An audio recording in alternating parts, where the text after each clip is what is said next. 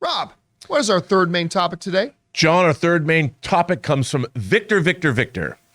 The Batman right now is my third favorite movie of the year, just behind Top Gun and The Northman. I admit I had my doubts with Twilight Boy in the lead, but the movie impressed me so much that it won me over. I just saw a story on slashfilm that Robert Pattinson is hinting at the Court of Owls being the main villains of the sequel. This is interesting because I thought Joker was being set up. What do you think? All right, thanks for saying that in, Victor. And yeah, look, The Batman, it is also my third favorite film of the year, although a little bit different order. My number one is obviously Everything Everywhere All at Once. Which I would agree with you. Number two for me is, The Batman is number 2 for me, and then The Northman is number 3. Sorry, my throat's getting dried out here. Yeah, and listen, as much as I loved The Batman, my second favorite film of the year so far, I was not big on that end. I wasn't big on the Joker reveal. Right. Don't get me wrong. The Joker looked cool and the conversation was fine. And then even that deleted scene was really interesting. We liked it, right? I just didn't think it was needed to be in that movie. You know, it almost felt a little shoehorned, felt a little forced. And I love this movie. I do. The Joker is the definitive Batman foil. You can't go long in a Batman story without at some point coming around to having Joker there, right? It's just something out. It's like trying to do He-Man without Skeletor, right? It's going to have to be there at some point. But I wouldn't mind the idea of them maybe keeping Joker on the shelf a little while longer and maybe going with other characters. We've talked about, speculated about some other characters, maybe a Dr. Freeze or a KG Beast or something along those lines. But Robert Pattinson, I think he's got a mind that a lot of other people have as well. This comes from the folks over at Slashfilm, who wrote the following. Robert Pattinson revealed that he was excited about the possibility of the Batman sequel incorporating a storyline that included the Court of Owls. In the 2011 comics, the horror story follows an aristocratic hidden society that ruled Gotham from an underground lair for centuries. The group features members that are both, Gotham's elite and the Talons, who are highly trained assassins loyal to the Court of Owls. Adapting the storyline of the original comics for Batman to tackle in a sequel film with Matt Reeves' horror-focused roots in place would be a perfect fit for Pattinson, or per Pattinson. I'd love to do something like Court of Owls, the actor said. All right, that comes from Robert Pattinson. Now look, in as much that I just said that Joker is the quintessential Batman villain, right? For the last decade, everything has been Court of Owls. Everything. That show Gotham, they had a big, really dumb Court of Owls storyline. The new Gotham Knights video game, Court of Owls. The villains in the upcoming season 3 of Harley Quinn, the guys who said, it's orgy time, Court of Owls. Everything is Court of Owls. That being said, we haven't really had the Court of Owls that we had in the comics.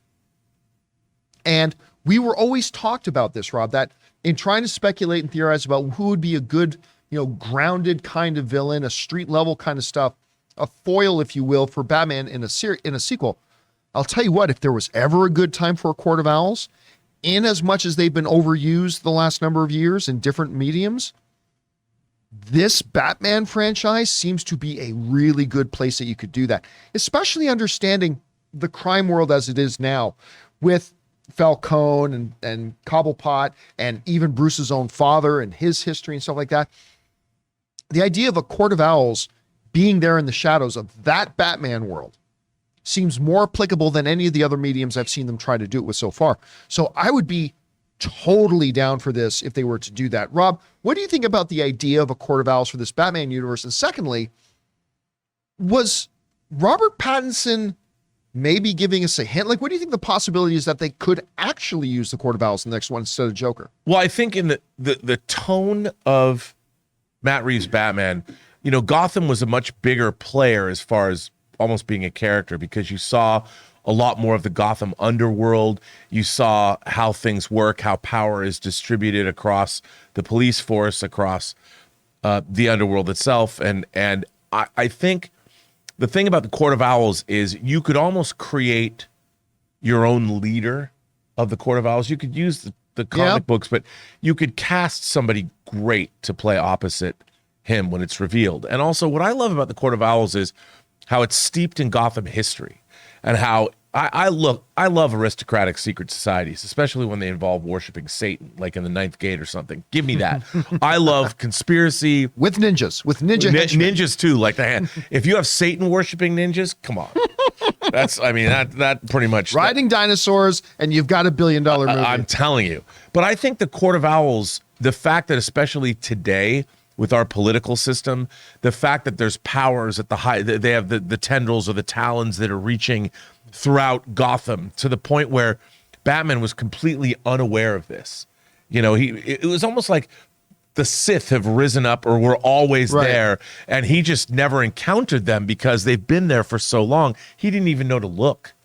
And I like that idea in like villainy. And I think they could, if you cast, I'm not saying cast Liam Neeson, but if you cast an actor that is the mastermind behind this, who's maybe even somebody Bruce knows and likes, somebody good that you didn't know, that I think could be really, really good. And like you said, it's easy to utilize this because it's not, the problem is when you have a Batman villain like Joker, it's just the Joker. There's not a lot of room to move with that conflict. With Court of Owls, you've got a lot of different places to go dramatically, and I think it's something that Matt Reeves could specifically make very good use of. I heard a really interesting pitch a few months ago. Somebody was talking about how, use Court of Owls, but here's the twist. The leader of the Court of Owls is Alfred. And I rolled my eyes at first, but they went, no, think about this. Like it. Look at Alfred's background and how he has positioned himself within Wayne Manor. He doesn't necessarily have to be evil, but he has a certain, and I thought, man, that would be stirring the pot. I mean, if they went something like that, and can you imagine Andy Serkis? I was just about to say that. How cool would that be? That he gets reviewed. And because you know what? The whole idea is to protect Gotham. And what is the Wayne family, if not they've always tried to preserve Gotham and make Gotham a better place to be. So why wouldn't Alfred put himself at the forefront of the man who is building Gotham? Yeah, I mean, like, again, he painted like he legitimately loves Bruce. But he is also, again, at first I rolled my eyes up at that. That's an interesting concept. Anyway, guys, question is for you. What do you think about this? Robert Pattinson kind of dropping that, I'd like to see Court of Owls in the sequel. Was that just him talking off the cuff? Was him dropping a little bit of a hint? Is it possible they could go in another direction other than the Joker that they set up in the first one? Whatever you guys think, jump down to the comment section below and leave your thoughts there. We want to take a moment and thank the sponsor of today's video, Masterclass. You guys know we love Masterclass around here and have been talking about them for a while. With over 100 classes from a wide range of world-class instructors, that thing you've always wanted to do is closer than you think. And you guys know one of my favorite classes on here is Bob Iger teaching business strategy and leadership. I go back and watch that like all the time. But also I recently discovered the new class on comedy by Steve Martin, where it includes comedy screenwriting as he does this great case study for one of my all-time favorite comedies, Roxanne. I've gotten more into screenwriting by taking a class from Aaron Sorkin himself. And of course, you guys know I'm a poker guy and I love my good Canadian kid, Daniel Negreanu, and I've been watching his stuff on poker strategy. It's absolutely fantastic. So guys, we highly recommend that you check it out. Get unlimited access to every single masterclass. And as a John Campea Show viewer and listener, you get 15% off an annual membership. So go to masterclass.com/Campea. That's masterclass.com/Campea for 15% off Masterclass.